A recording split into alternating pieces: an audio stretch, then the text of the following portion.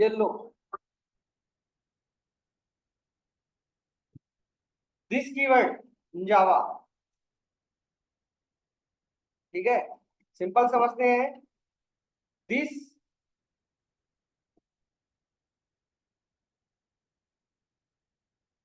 Is a keyword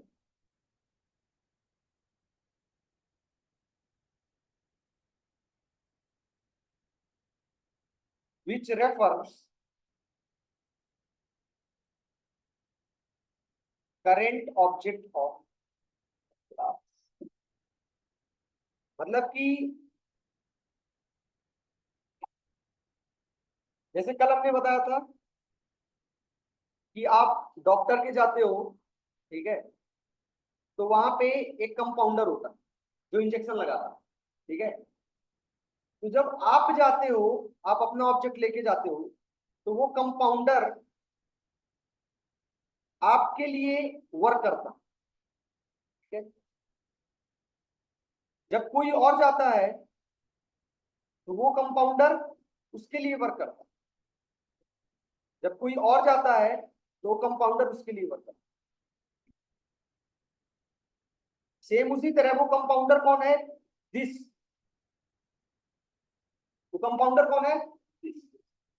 जैसे कि आपने अपनी एक क्लास बनाई, ठीक है, आपकी मेन क्लास। इस मेन क्लास के अंदर आपने 3 वेरिएबल बनाए। इस मेन क्लास के अंदर आपने 3 इंस्टेंस वेरिएबल बनाए। जब भी आप ऑब्जेक्ट बनाओगे इस क्लास का, जब भी आप ऑब्जेक्ट बनाओगे इस क्लास का, तो रैम के अंदर क्या होगा? जैसे मान लो आपने 2 ऑब्जेक्ट बनाए। ऑब्जेक्ट मतलब वही फोटोकॉपी टाइप में, फोटोकॉपी में पूरा डेटा है। 3 इंस्टेंस वेरिएबल थे, 3 इंस्टेंस वेरिएबल यहां भी आ जाए।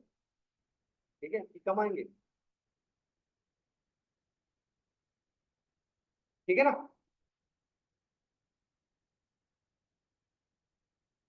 3 वेरिएबल आ गए। इतना कब काम कब होगा? जब आप ऑब्जेक्ट बनाओगे। एक और ऑब्जेक्ट बनाओगे तो आपकी क्लास के अंदर जितने भी इंस्टेंस वेरिएबल थे सबके लिए मेमोरी क्रिएट हो जाएगी। ठीक है, object is a memory for a class. ठीक है, आपकी क्लास के अंदर जितना कंटेंट है आप ऑब्जेक्ट बनाओगे उस सबके लिए मेमोरी क्रिएट हो जाएगी रन। ठीक है, अब इनके अंदर वैल्यू इंजेक्ट करने का काम किसका होता है? चाहे वो स्टार्टिंग वैल्यू हो या आपके थ्रू यूजर डिफाइंड वैल्यू हो, इन बॉक्सों के अंदर वैल्यू इंजेक्ट करने का काम होता है कंस्ट्रक्टर का। इसका काम होता है कंस्ट्रक्टर। जब आप ऑब्जेक्ट बनाते टाइम उसको वैल्यू दे देते हो कि ये वैल्यू आप इंजेक्ट कर दो। यदि आप कुछ नहीं दोगे तो वो डिफॉल्ट वैल्यू फिल कर देगा based on the data type. Primitive है तो 0, फॉल्स, 0.0, और रेफरेंस है तो नल। ये वैल्यू कौन इंजेक्ट कर देगा? कंस्ट्रक्टर। कंस्ट्रक्टर में भी पैरामीटराइज्ड कंस्ट्रक्टर पे अगर देखोगे तो पैरामीटराइज्ड कंस्ट्रक्टर कैसे वैल्यू इंजेक्ट करता है? जो हमने एग्जांपल दिया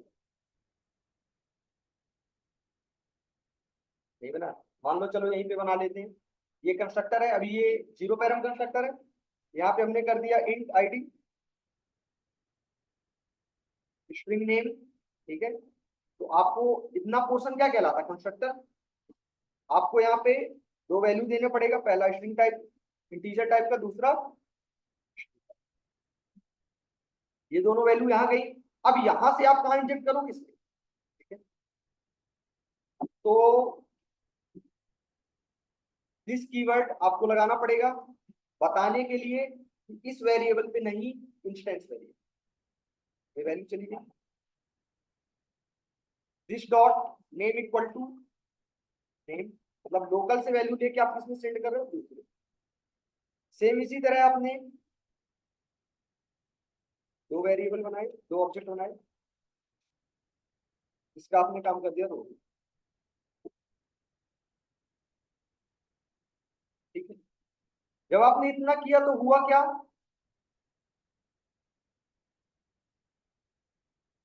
2 ऑब्जेक्ट बने। पहले का नाम है D1, दूसरे का नाम है D2। ऑब्जेक्ट बना तो मेमोरी क्रिएट हुई, आईडी नेम, ठीक है। तो पहले वाले ऑब्जेक्ट में आपने वैल्यू इंजेक्ट की थ्रू दिस कंस्ट्रक्टर, आपने जो वैल्यू दी वो यहां गई, यहां वैल्यू गई यहां से। अब यहां से लेके पहले वाले ऑब्जेक्ट में कैसे जाएगी, वो करेगा this keyword, always refers to current object. ऐसा नहीं कि वो D2 में करेगा या कि D1 में करेगा। पहली बार जब ऑब्जेक्ट बन रहा है तब दिस कीवर्ड किसके लिए वर्क कर रहा है, D1 के लिए वर्क कर रहा। किसके लिए वर्क कर रहा, D1 के लिए। तो वैल्यू कहां इंजेक्ट करेगा, हमें, काम खत्म। नीचे आ गया कंपाइलर, यहाँ पे आ गया, यहाँ पे वेट कर रहा। अब जब दूसरा ऑब्जेक्ट बन रहा तो दूसरा ऑब्जेक्ट कौन है, D2, यहाँ पे आ गया। इस बार वही दिस किसके लिए वर्क करेगा, D2 के लिए। समझ में आ रहा, this always refers to current object of a class. मतलब जो ऑब्जेक्ट उसके पास एट द टाइम है वो इंजेक्शन वगैरह उस पे करेगा, ठीक है, ना कि दूसरी बार में भी पहले वाली की वैल्यू चेंज कर देगा। यदि आप D1 पे की मदद से कर रहे हो, D1 ऑब्जेक्ट D2 बना रहे हो, तो वो जो भी वर्क करेगा D2 वाले पे करेगा। समझ आ रहा, always refer to current object. D1 पे काम कर रहे हो, दिस कीवर्ड किसके लिए काम करेगा, D1 के लिए, ठीक है। D2 पे कर रहे हो, किसके लिए काम करेगा, D2 वाले ऑब्जेक्ट, ठीक है। पहला चीज तो यहाँ पे दिस का यूज कर। दूसरा,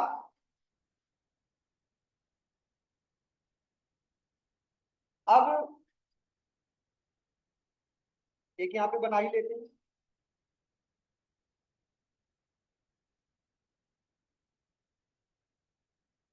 और दूसरा कैसे इसका यूज करते हैं,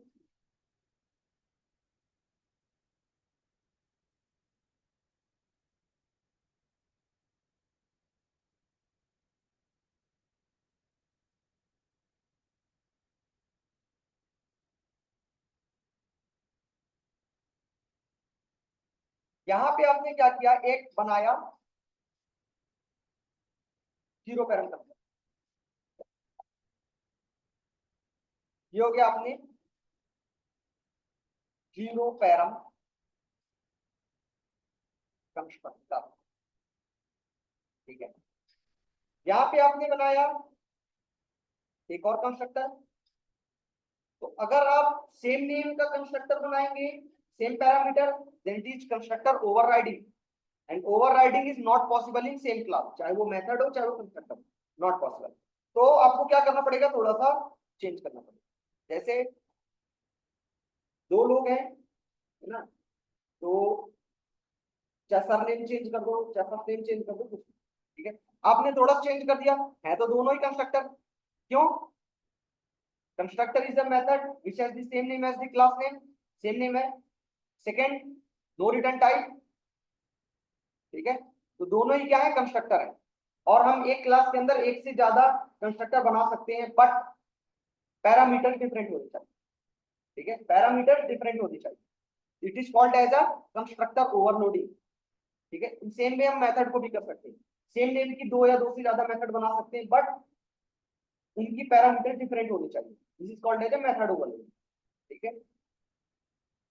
यहाँ पे हमने किया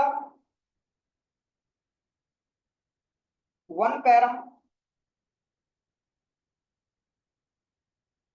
कंस्ट्रक्टर इंट, ठीक है, वन पैरम कंस्ट्रक्टर इंट। आप ऑब्जेक्ट बनाए demo d equal to new demo,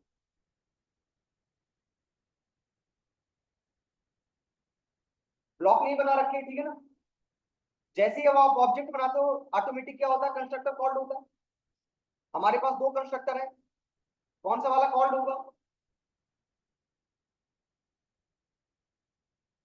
हम्म हमारे पास दो कंस्ट्रक्टर हैं, जैसे ही ऑब्जेक्ट बनाते हैं ऑटोमेटिक क्या होता है, कंस्ट्रक्टर कॉल्ड होता है। तो दो में से कौन सा वाला कॉल होगा, ये वाला कि ये वाला,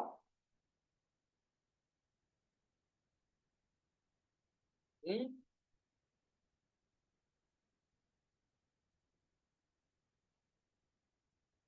चलो, जिस दिन ऑब्जेक्ट बताए थे उस दिन बताए थे ये पोर्शन कहलाता class name, object reference variable, glue keyword will allocate memory for a class at runtime and this portion is called as constructor. इस कंस्ट्रक्टर को देख के आपको किस वाले को से मैच कर रहा पहले वाले से, तो आंसर पहले वाले से आएगा। इसके बेस पे वो कंस्ट्रक्टर डिसाइड करता है। ठीक है, तो ये जीरो पैरम कंस्ट्रक्टर है, तो आंसर आएगा जीरो पैरम। आपने यहाँ पे कर दिया 5, आपने कर दिया 5, आंसर क्या आएगा 1 पैरम का। आंसर क्या आएगा 1 पैरम का। रीजन 5 मैच कर गया इंट से। ठीक है, आपने यहाँ पे किया 5.6 एरर। रीजन आप वैल्यू दे रहे हो फ्लोट, बट यहाँ पे आपने कोई भी ऐसा कंस्ट्रक्टर नहीं बनाया जो फ्लोट वैल्यू एक्सेप्ट कर रहा हो। मींस आप कंपाइलर से बोल रहे हो कि हमको पैरामीटराइज्ड कंस्ट्रक्टर बना के दो फ्लोट टाइप का, वो नहीं बना के देता। वो बाय डिफॉल्ट देता है, डिफॉल्ट जीरो वैल्यू एक्सेप्ट करता है। आप उसको क्या बोल रहे हो कि फ्लोट टाइप की वैल्यू एक्सेप्ट करने वाला कंस्ट्रक्टर बना के दो, जो कि वो नहीं बनाता। तो आपको क्या करना पड़ेगा, खुद से बनाना पड़ेगा। डेमो फ्लोट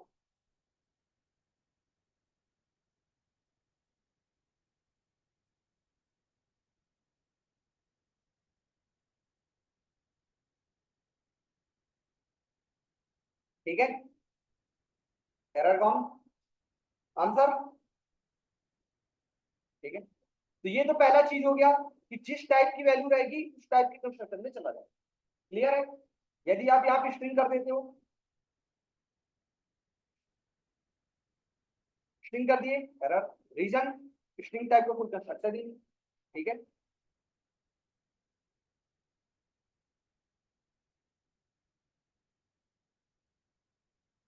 ठीक है, कोई दिक्कत। चलिए नेक्स्ट,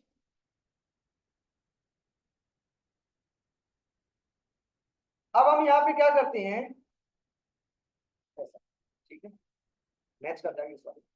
अब हमने यहाँ पे किया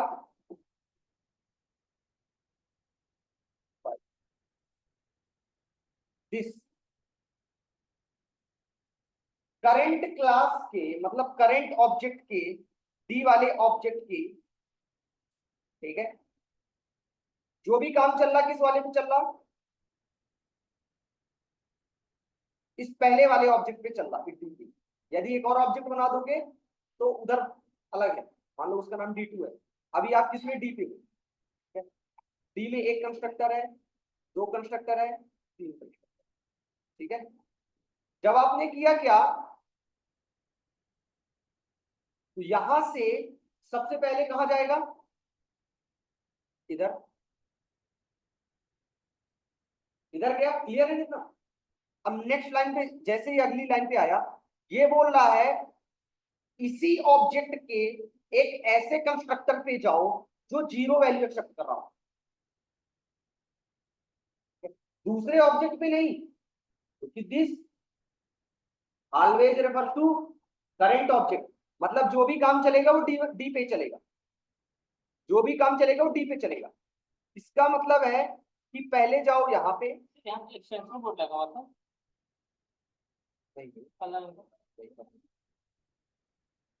तो यहां से सबसे पहले कहां जाएगा, लाइन नंबर 9। 9 में जाने के बाद जब पहली लाइन को पढ़ा तो उसने क्या कहा, इस क्लास के उस कंस्ट्रक्टर पे जाओ जो भी जीरो वैल्यू एक्सेप्ट कर रहा हो। पहले चेक करेगा क्या ऐसा है भी कि नहीं, यदि है हाँ तो जाएगा उस पे, प्रिंट करेगा जीरो पैरम कंस्ट्रक्टर, फिर वापस आएगा, प्रिंट करेगा 1 पैरम कंस्ट्रक्टर इंट, और फिर वापस आ जाएगा। आंसर देखो, तो यहां से सबसे पहले कहां जाएगा, क्योंकि मैच कौन किया, ये इसकी पहली लाइन ये कहां भेज दिया, यहां, ये प्रिंट हुआ, वापस आ गया यहां, फिर यहां से ये प्रिंट किया और वापस आ गया यहां। तो आंसर आएगा zero param constructor, 1 param constructor. Clear है। चलो अब यहां पे आपने किया, अमित, तुम्हारा ही नाम अमित है क्या, तो किस्मत से, क्योंकि अमित नाम हम सबसे ज्यादा यूज करते हैं, और तुमको फंस गया तो तुम्हारा चलो फोकस बना रहेगा, है ना। अब आंसर बताएं, सेम लॉजिक ही फॉलो करें।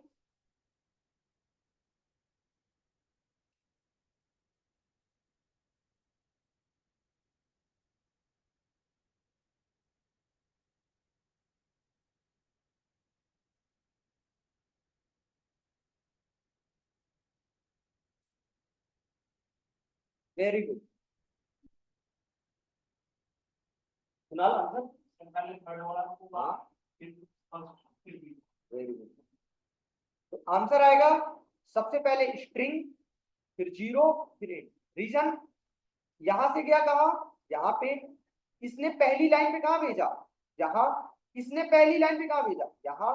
तो सबसे पहले ये प्रिंट किया स्ट्रिंग, देन वापस गया, यहाँ कंप्लीट हुआ, इसको प्रिंट किया, ये कंप्लीट हुआ, यहाँ आया, इसने प्रिंट किया, इस आंसर आया स्ट्रिंग जीरो इंट। समझ आ रहा, स्ट्रिंग जीरो इंट। चलिए,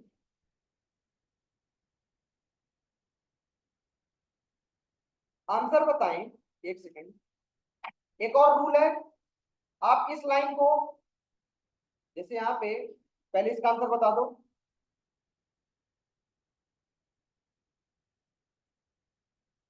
आंसर बताएं।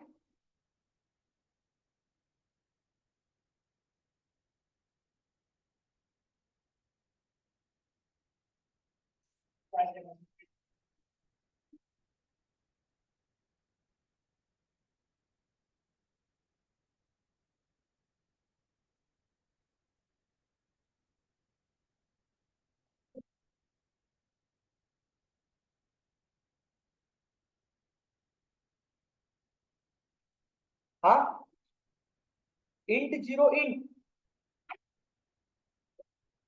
तो आंसर आएगा सेम, स्ट्रिंग जीरो इंट।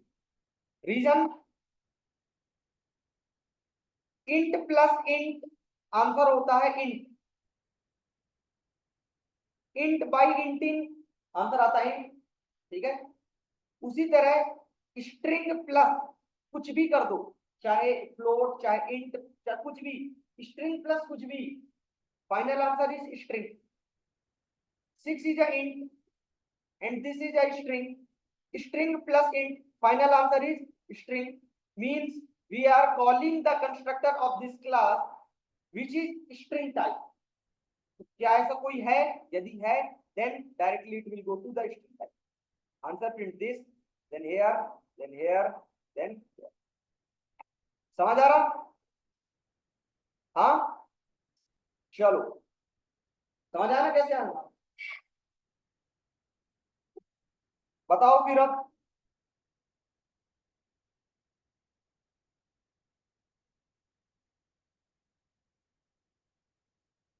अब एरर आने लग गया, क्योंकि हम किसको कॉल करें, स्ट्रिंग, स्ट्रिंग टाइप का कोई है ही नहीं। तो वो आपसे ज्यादा वो होशियार है वो कंपाइलर, ठीक है ना। अगर हम गलती करेंगे तो वो क्वेश्चन मेरे पूछने से पहले ही वो गलत बना देगा, ठीक है। तो यहाँ पे हम करते हैं, चलो, चल भाई।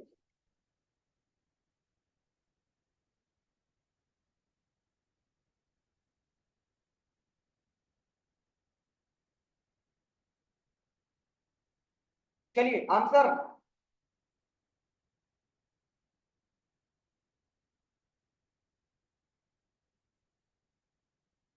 मेरा मोबाइल कहाँ हुआ।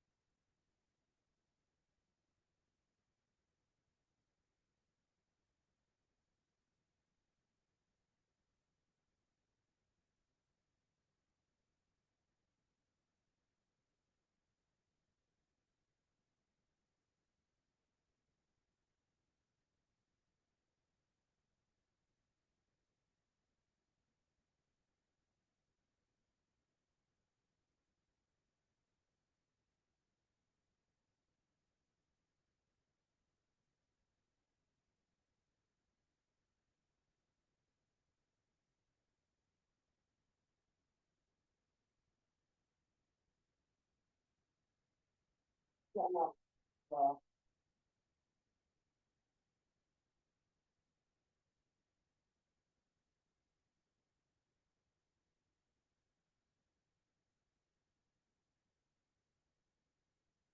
ऐसे क्वेश्चन बहुत आते हैं, बस उसमें क्या रहता है कि उसमें क्लास का नाम भी ऐसे दिस टाइप में कर देगा, ठीक है। अब कंफ्यूज करने के लिए क्लास का नाम ही कर दिया दिस, क्योंकि क्लास का नाम आप एग्जैक्ट नहीं रख सकते, बट ऐसा तो रख सकते हैं ना। देखो, अब इसमें दिमाग और चक्कर आ रहा है, ठीक है।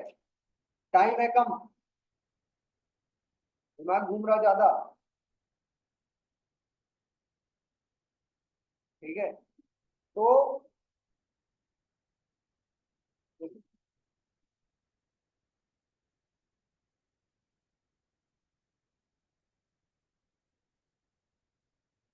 जैसे ये हो गया, दिस में उल्टा कंफ्यूज हो रहा है। हाँ, आंसर वही आएगा, आंसर जो आ रहा था आपको वही आएगा, बस ये है कि हमने नाम चेंज कर दिया। ऐसे क्या होता है कि एग्जाम होता है जैसे, ठीक है। अब उन एग्जाम में नाम ऐसा बिल्कुल घुमा घुमा के वही वही करेंगे, वही वही, कहीं मेन मेन मेथड का नाम भी, कहीं किसी का नाम भी, क्लास का नाम भी, है ना, सुपर क्लास, दिस क्लास करके ऐसे कंफ्यूज कर देते हैं कि वहां पे समझ नहीं आता कि क्लास है कि कीवर्ड है ना। तो कॉन्सेप्ट अगर आपका क्लियर है तो आपको फिर भी आप वहां से निकल जाते हो, ठीक है। बट किसी को पता ही नहीं कैसे इधर से उधर जा रहा है, बस इतने में ही तो फेल हो गया, ठीक है। आप गलत भी सोचोगे तो गलत वाला भी मैचिंग आंसर आपको मिलता है, ठीक है। बताएं, आंसर बताएं। चलो फिर मैच करेगा जीरो पैरम कंस्ट्रक्टर, इधर आया, ठीक है। 10/3, 10 क्या है, इंटीजर, 3 क्या है, integer, integer by integer, answer integer only, not the float. Answer कितना आएगा? Divide operator returns the quotient, ठीक है, quotient in the integer type, तो आंसर विल कम 3। यहाँ पे कितना आएगा, यहाँ का final answer 3।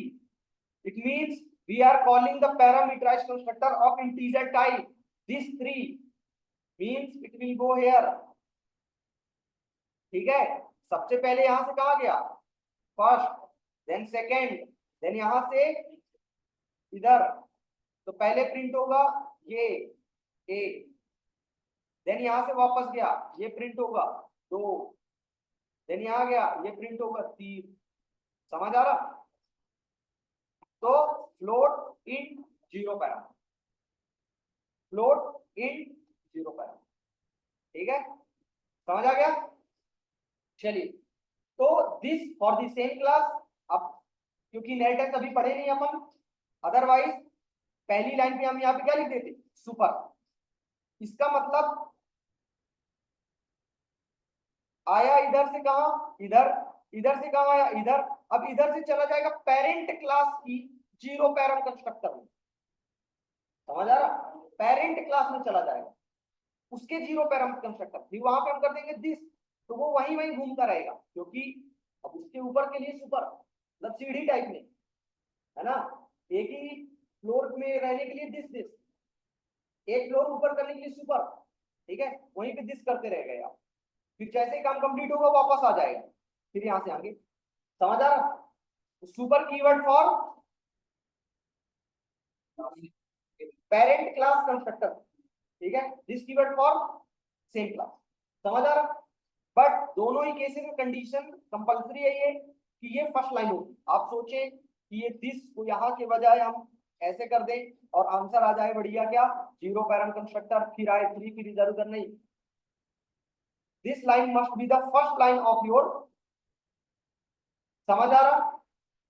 Second line clear, this keyword injector की तरह है, करंट ऑब्जेक्ट पे वर्क करता है, चाहे वो कंस्ट्रक्टर हो, चाहे वो किसी कंस्ट्रक्ट कॉल करना हो, किसी वेरिएबल कॉल करना हो, ठीक है। अगर इंस्टेंस वेरिएबल है, नाम वगैरह सेम हो, तो आप पॉइंट करते हो दिस डॉट, तो पता चलता है इस वाले में, ठीक है। रेस्ट करें।